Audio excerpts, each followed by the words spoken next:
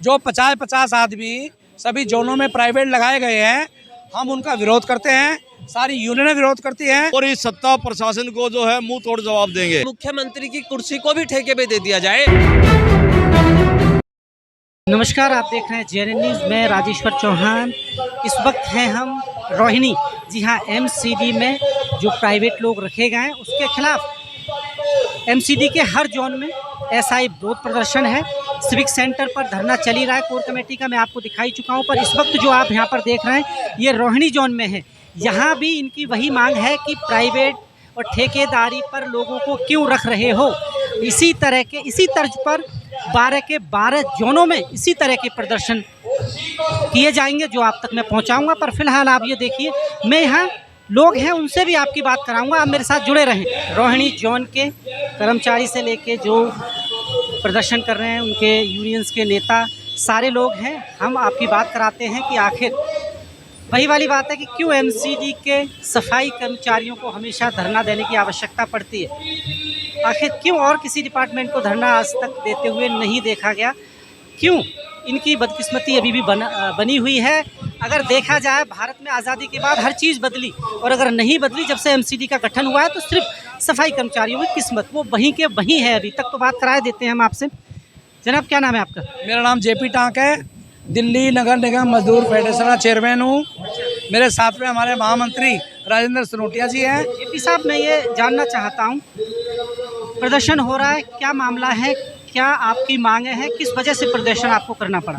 आज जो हम प्रदर्शन कर रहे हैं, हम ठेकेदारी प्रथा के विरोध में कर रहे हैं, ठेकेदारी प्रथा के विरुद्ध कर रहे हैं। क्योंकि हमने सफाई कर्मचारियों को जो प्राइवेट में अभी 600 लोगों की भर्ती हुई है, 50 लोग पर जोन के हिसाब से जो रखे गए हैं उसी के उपलक्ष्य में है। क्या कहना चाहते हैं? हाँ, जो 50-50 आदमी सभी जोनों में प्राइवेट लगाए गए हैं, हम उनका विरोध करते हैं। सारी यूनियनें विरोध करती हैं क्योंकि ये सफाई कर्मचारी के अधिकारों का हनन है।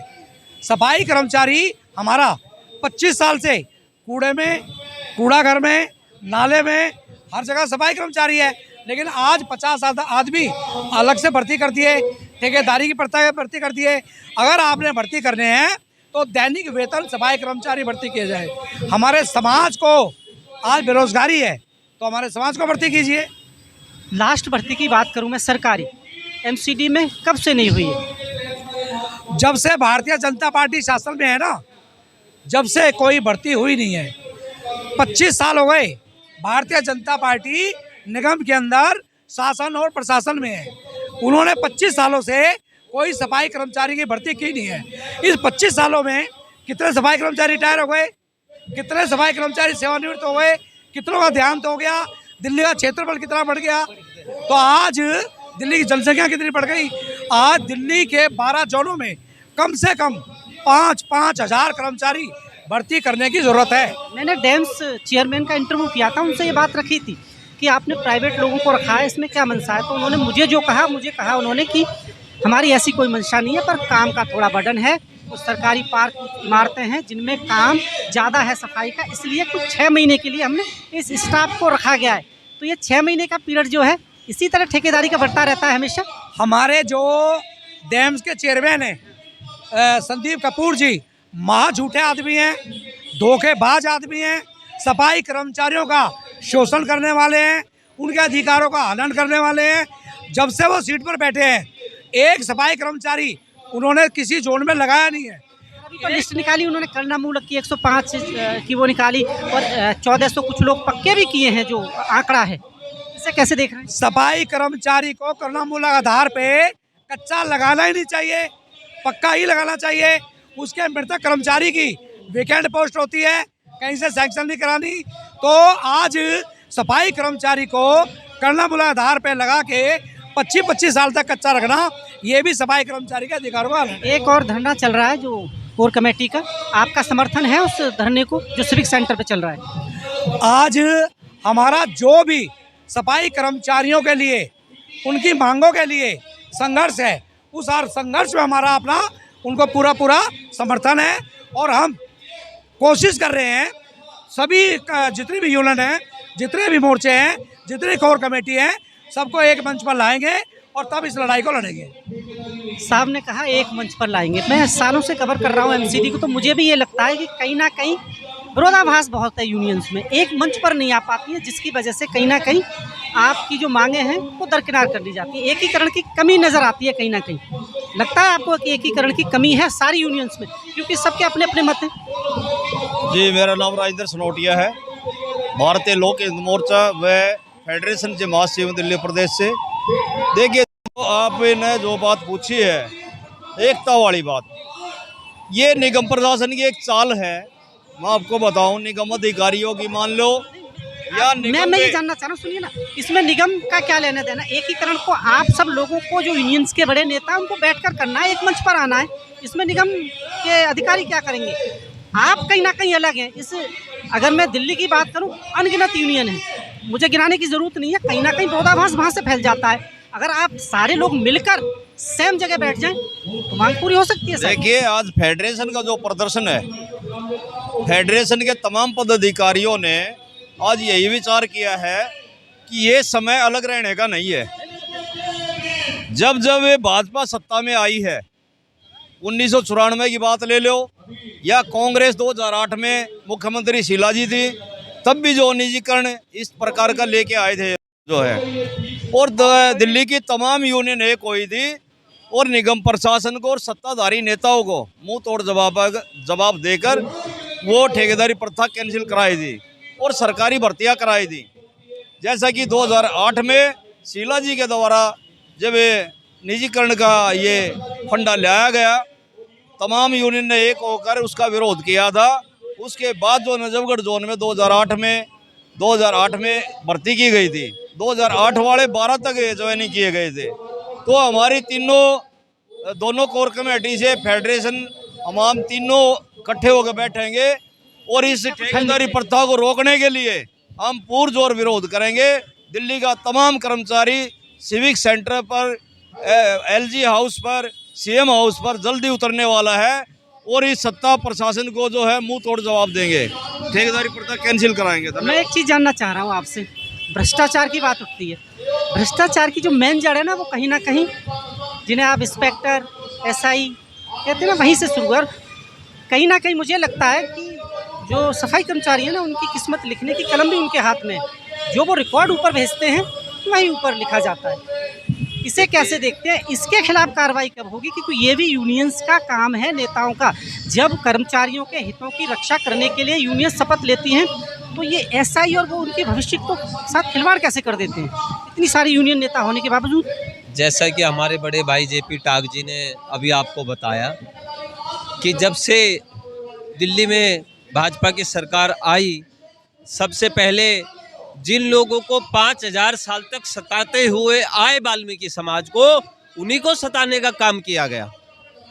अगर मेरा सवाल मैं आपके सवाल पे आ रहा हूँ, ये भाई साहब मैं ने बता आपके सवाल के जवाब पे ही आ रहा हूँ सर। आपके सवाल का जवाब यहीं से शुरू होता है। जिन लोगों को 5000 साल तक इस देश के अंदर दबाया गया, सताया गया, फिर से तलवार उनकी रोजी रोटी पे इसलिए लटका दी गई क्योंकि जब ये समाज मजबूत होने की दिशा में था। आज मैं आपसे एक सवाल करता हूँ, आपका जवाब भी दे रहा हूँ कि अगर ठेकेदारी प्रथा इतनी अच्छी है, इसमें इतना सिस्टम से काम होता है, तो क्यों ना मुख्यमंत्री की कुर्सी को भी ठेके पे दे दिया जाए, दिल्ली के विधायकों को भी ठेके पे दे दिया जाए, दिल्ली के निगम पार्षदों को भी ठेके पे दे दिया जाए। ठेकेदारी प्रथा बहुत बढ़िया काम करेगी। ये आप सही कह रहे हैं। दूसरी बात, ठेकेदारी प्रथा इस देश के लिए अभिशाप है, ये मैं कह रहा हूँ, अभिशाप है ठेकेदारी। कहीं ना कहीं ठेकेदारी प्रथा से भ्रष्टाचार, जहाँ तक बात आती है आपके भ्रष्टाचार की, जब करोड़ों रुपए का निर्माण दिल्ली की सड़कों पर पीडब्ल्यूडी के द्वारा होता है, डीडीए के द्वारा होता है, क्या वहाँ पर जाकर सीमेंट चेक होती है? वहाँ रोडी बजरपुर चेक होता है? आज भी दिल्ली के अंदर सड़क बनती है, अगले दिन टूट जाती है। करोड़ों का भ्रष्टाचार दिखाई देता है। सफाई कर्मचारी जो पिछले 25 सालों से 10-12 हज़ार रुपए पे अपने 3-4 बच्चों को पाल रहा है, उनका दुख दर्द वो भ्रष्टाचार कर पाएगा? 12,000 रुपए में भ्रष्टाचार कर पाएगा? जवाब नहीं मिल पा रहा। दूसरी बात सुनिए ना, मैं आपसे पूछना चाहता हूँ, जवाब नहीं मिल पाया। कर्मचारियों का पूरा रिकॉर्ड रखने की जिम्मेवारी होती है ऐसा इधर होगा, समझ रहे हैं ना? मेरे पास हर जोन का रेट है, आप मेरे फेसबुक पेज पर जाइए, वहाँ आपको कमेंट में मिल जाएगा कि सर फाइल को मूवमेंट करने के लिए इतने पैसे मांग रहे हैं, कहाँ से लाएं गरीब आदमी? उनके खिलाफ कार्रवाई कब होगी? अधिकारी तो ऊपर बैठा है, अधिकारी के पास तो सिविक सेंटर में रिकॉर्ड जाता ही बाद में। रिकॉर्ड बनाने की जिम्मेदारी वहाँ से शुरू होती है, रिकॉर्ड तो वहीं से खराब करता है, पहला क्वेश्चन। सेकंड, आप मान के चलिए गैपिंग कर्मचारी नहीं बना रहा है। 1 साल की गैपिंग पता है उसको, दरोगा को, किसका तो अधिकारी के पास है, कर देगा सही, पर गैपिंग ज़्यादा दिखा देती है। इस भ्रष्टाचार के खत्म करने की कहानी कब से शुरू होगी, मैं ये जानना चाह रहा हूँ। असली जड़ वही है। जो निगम के अंदर ना भ्रष्टाचार शुरू होता है, शुभारंभ होता है भ्रष्टाचार का, वो इंस्पेक्टर दरोगा, और दरोगा एक छोड़ते टंडेल, एक दरोगा टंडेल छोड़ते टंडेल, बेलदार मेड कहते हैं, वहाँ से भ्रष्टाचार शुरू होता है। और ये हाजिरियों का लगाना, हाजिरियों का हेरफेर करना, कौन किसको कहाँ लगाना है वो करना, किसकी बदली करनी है वो करना, ये सारी इंस्पेक्टर और दरोगा पैसा लेके, रिश्वत लेके तब ये शुरू करते हैं। यही जानना चाह रहा था मैं। एक चीज़ जानना चाहता हूँ आपसे। एक शब्द आता है लोहरी, क्या ये है? या जो बड़े बड़े नेताओं से मैं बात करता हूँ वो डिनाई कर देते हैं कि ऐसा कुछ नहीं है, पर मेरे पास प्रूफ है इसका। मैं प्रूफ के साथ बात करता हूँ सर, मेरी स्टोरी प्रूफ के साथ होती है, मेरे पास रिकॉर्ड है पूरा। होती है ऐसा कुछ? हाँ बिल्कुल होता है। और कौन कराता है इसको, इसका भी तो खुलासा होना चाहिए। इस जो लोहरी प्रथा की आप बात कर रहे हैं, इसका जन्मदाता निगम पार्षद है वार्ड का, क्योंकि वार्ड के निगम पार्षद भूखे हैं, चाहे वो बीजेपी का हो, चाहे वो आम आदमी पार्टी का हो, चाहे वो कांग्रेस का हो, क्योंकि निगम के पार्षदों के पेट इतने बड़े बड़े हैं कि उनका इतना खाने के बाद भी पेट नहीं भरता। उनको पेट भरने के लिए हमारे कर्मचारियों से जबरन ज़्यादा काम कराते हैं, और जो कर्मचारी काम करने में असमर्थ हो जाता है उसको जबरन घर बैठा देते हैं। ये है भ्रष्टाचार। और इसके अंदर मेयर महोदय, हमारे डिप्टी चेयरमैन, हमारे डिप्टी कमिश्नर, बड़ा आरोप लगा रहे हैं आप। बिल्कुल लगा रहा हूँ, तथ्य के साथ लगा रहा हूँ। ऊपर कमिश्नर तक भी पैसा जाता है। क्या कमिश्नर को नहीं पता कि कितनी बड़ी लोहरी प्रथा चल रही है? अरे 12,000 कर्मचारी जो कमाते हैं, इनकी क्या ताकत है कि ये लोहरी प्रथा में घर रह सके? हमारे डीसी सुबह 7 बजे अपने फील्ड में उतर जाते हैं। हमारे सुबह 7 बजे डीसी और डीसी से जितने भी अधिकारी हैं सब वार्डों में घूमते हैं। क्या उनको नहीं दिखाई देता कि इतना कर्मचारी कूड़ा फेंक रहा है? तो ये कर्मचारी कूड़ा कहाँ से निकाल रहा है? अंकुश कैसे लगेगा जनाब, कैसे अंकुश लगेगा? इनको समय से पक्का करें, और निगम पार्षद और जो ये निगम के अंदर जो ये पॉलिटिकल विंग बैठा रखी है, इनको निगम से बाहर निकालने का काम करें। एक सवाल और है, 240 हाजिरियों पे पक्का करने का अगर देखा जाए कानूनी जामा, सुप्रीम कोर्ट भी कहता है कि 240 हाजिरियों पे पक्का करो, पर सिविक सेंटर से लेके जितने भी अधिकारी यहाँ बैठते हैं इस कानून को वो फॉलो कतई नहीं करते। क्या कानून भी इनका है? और एक आम आदमी अगर कोर्ट की उल्लंघन कर दे तो वो सीधा जेल जाता है। बहुत ही अच्छी बात कही है आपने, 240, लेकिन इस कानून को मानता कौन है? 240 हाजिरी है क्या? हमें 240 हाजिरी की जरूरत ही क्यों है? जब हमें 20 साल 25 साल एक जगह काम करते करते हो गया है तो हमें 240 का क्या मैटर है? अब समय आ गया है, हरियाणा कोर्ट का बड़ा अच्छा ऑर्डर था जो मैं हमेशा उदाहरण देता हूँ कि 10 साल जिसको अगर नगर निगम में हो गया उसको सरकारी नौकरी ही माना जाए। अब आ गया है ऐसा समय कि पूरे भारत में इसको लागू कर दिया जाए ताकि बहुत सारे कर्मचारियों की ज़िंदगी बच जाए, और ऊपर से भ्रष्टाचार ऑटोमेटिक कम हो जाएगा जब अगर 10 साल किसी को हो गया सीधा परमानेंट। देखिए, पहले तो मैं आपके चैनल के माध्यम से अपने जितने भी हमारे कर्मचारी सुन रहे हैं हमारी बात, उनको समझाने देना चाहता हूँ एक बात, कि निगम ने बिल्कुल इतनी हठधर्मी अपनाई हुई है। देखो, यहाँ पर प्रदर्शन चल रहा है ठेकेदारी के खिलाफ, और निगम में अभी अंबेडकर स्टेडियम में ठेकेदारी की भर्ती की जा रही है। अभी वहाँ पर लोगों की चयन करा जा रहा है, भाई आप यहाँ इस इलाके में जाओगे, वहाँ जाओगे। दूसरा, अभी आपने कहा जो कोर्ट का केस है, उमदा वर्सेस कर्नाटका, जो रेलवे का केस है, उसको निगम मानता है क्योंकि वो कर्मचारियों के हित में नहीं है और वो हमारे पर लागू भी नहीं होता। लेकिन उसी के विपरीत जो बॉम्बे हाई कोर्ट से फैसला निकला हुआ है, आपने सुना होगा कि जिस कर्मचारी के घर से कोई नौकरी करता है, वो रिटायरमेंट होता है तो उसके घर में एक नौकरी दी जाती है पक्की, और जब जाके काम होता है। लेकिन वो पॉलिसी नहीं अपनाएंगे क्योंकि वहाँ इनका नुकसान है। और भ्रष्टाचार की जो अभी आप बात कर रहे थे, भ्रष्टाचार सबसे ज़्यादा इस निगम के अंदर है, जो निगम पार्षदों द्वारा, निगम के अधिकारियों द्वारा। हमारे इंस्पेक्टर दरोगा क्या हैं बेचारे, क्या हैं वो? क्या वो भ्रष्टाचार कर सकते हैं? जब उनसे आपकी सैलरी से हम पैसे मांगते हैं कि भाई लाओ 2 लाख रुपए महीना दो निगम पार्षद, तो 2 लाख रुपए तो आपकी सैलरी से मिलेंगे नहीं। तो उसको जबरन समझाया जाता है कि कर्मचारियों से इतना काम कराओ कि इनको चक्कर आने लग जाए, रोड पे गिर जाए और ये नौकरी छोड़ के अपने घर पर बैठ के बैठे।